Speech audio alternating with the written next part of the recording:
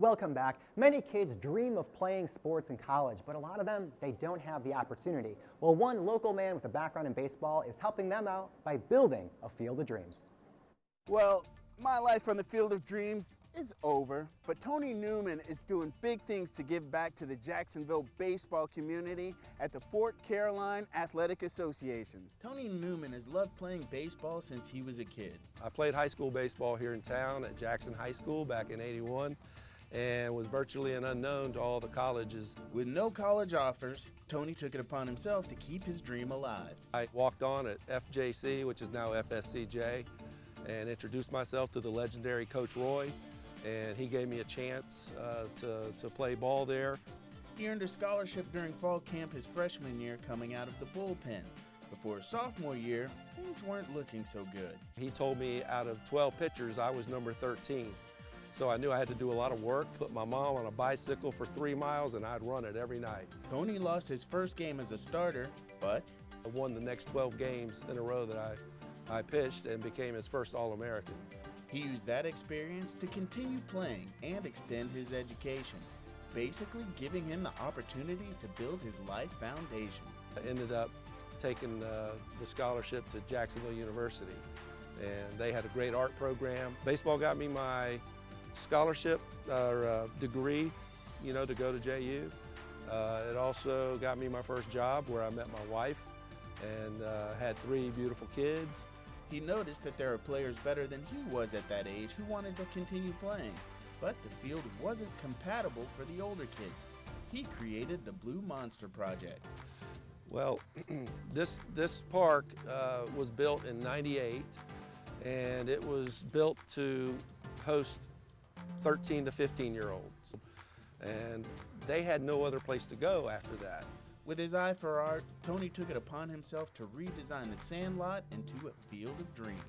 I took overhead shots of a lot of the newer major league ballparks, and actually the Green Monster, you know, Fenway, that's where the Blue Monster came from. Our colors are blue and Vegas gold, so we called it the Blue Monster Project for that reason. And they agreed to build a 15-foot high fence. Now the Blue Monster's been up for about a year. The brick wall backstop, you know, we have Fenway here out and left, and then we brought Wrigley into the backstop here behind home plate. Tony's son Michael appreciates his dad's work.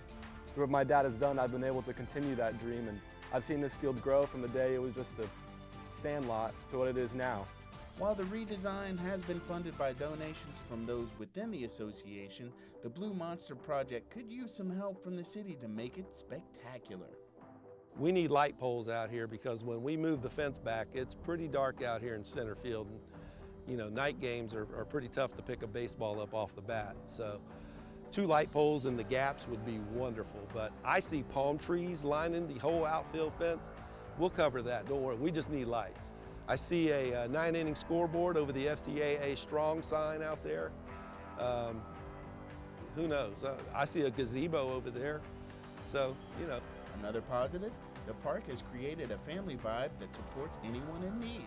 One of our kids had brain cancer, and the park got behind him 100%. That's what started bringing us all together as a family. We got together and did a lot of things for that family. We had another kid who was an amputee. We went out and bought him an athletic leg. The park went out and did that for the kid. No matter what happens, this park pulls together like a huge family, and that's the love and things, you know, that brought me to do what I'm doing now, and that's giving back and trying to keep these kids' dreams alive. I'm Rance Adams, reporting for River City Live.